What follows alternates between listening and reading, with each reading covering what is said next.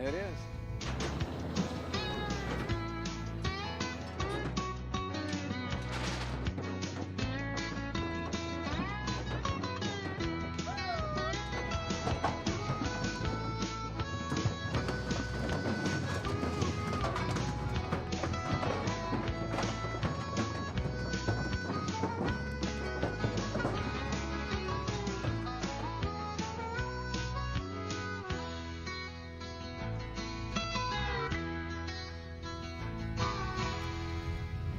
Short-term holding is what this facility is going to be.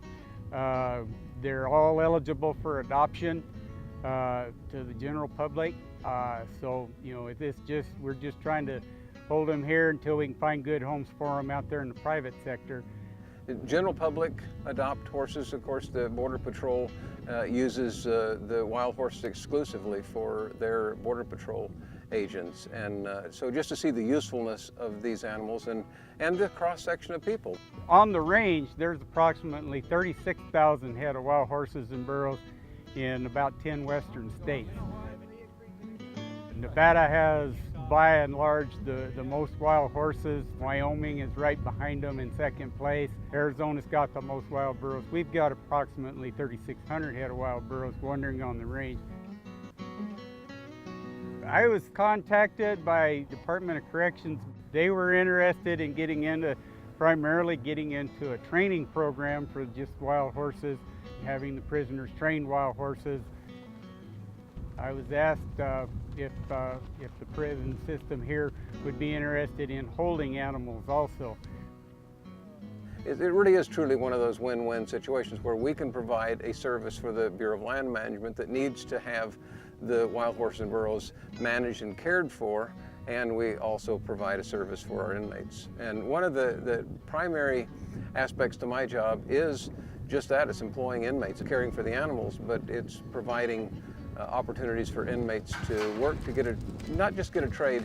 Hopefully that happens with some, but to have a sense of accomplishment. I think any person that works very long with horses find that they'll connect with the horse. With inmates, it's I think even a little more amplified. Horses are used more and more in therapeutic environments simply because of that, because people tend to connect. They tend to relate to a horse in a different way, and so their life is changed in that process. The majority of time, they'll begin seeing some of themselves. They have to develop patience. They have to understand it's one step at a time. They have to understand that horse comes with a past, the horse comes with scars, the horse comes with mistakes, whatever it is, and you start working through that. That alone is transforming, in a sense, certainly for a lot of inmates. Actually, I got it off. I just didn't want him to. I think you got the bridle. Is that, or am I just putting the halter on it? There are inmates who will be involved in the training process, and the training process will go from gentling to being saddle trained and being a finished saddle horse. Go ahead and move towards his head and point the direction you want him to go, and then a little, yeah. And what we want to do is get it where you get a smooth turn. What that does is it shifts right eye, left eye, right eye, left eye.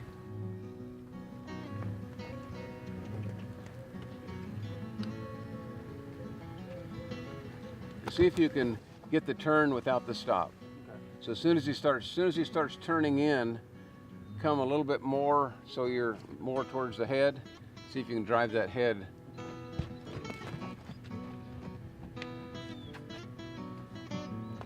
Good.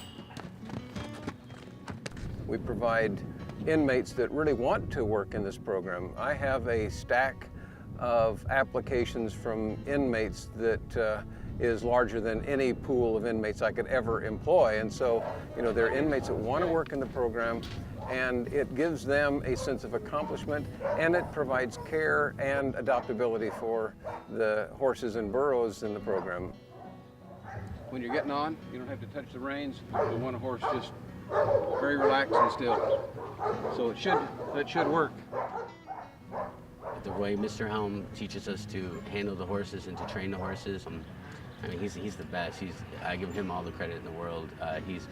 Everything I've learned from him is really incredible, and I've heard some pretty rough stories of how they gentle horses, and a lot of them don't take consideration of the horse.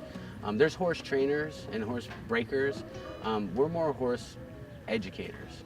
Smaller circle, get that, follow on the nose, there we go. Follow on the nose. Now slowly do hips over, the other way. Yeah, there you go. That circle, hips all the way over, then stop, and then back up. We educate the horses on how to behave and what's expected of them, and we do it in a very gentle way. They're taking responsibility. They're having to think outside the box. All horses aren't the same, just like all people aren't the same. But they are wild animals when they come in. They're barely horses. So you got a horse that wants nothing to do with you. Being they're a prey animal, they're in there to protect themselves. And you kind of got to understand that.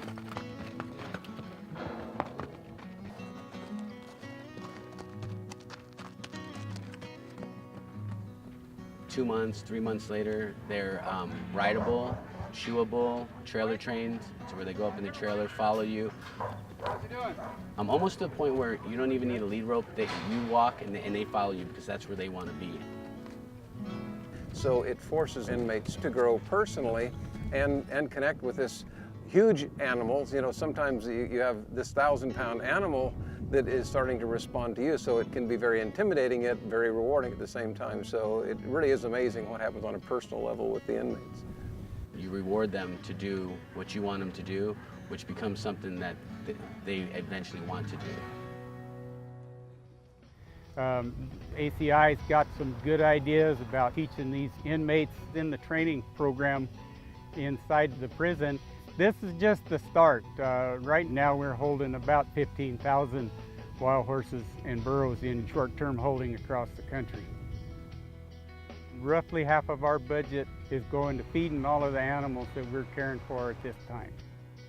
We're always going to have the need to have some animals held, and Central Arizona here works just right. We just love to have people adopt them. The horses make as good a horse as anybody'd ever want. People will adopt a horse because they want a good trail horse. There are people who will adopt a horse because they're wanting a ranch horse that they can rope off of. So the versatility of the horses and the diverse backgrounds of the adopters is just from one spectrum to the other.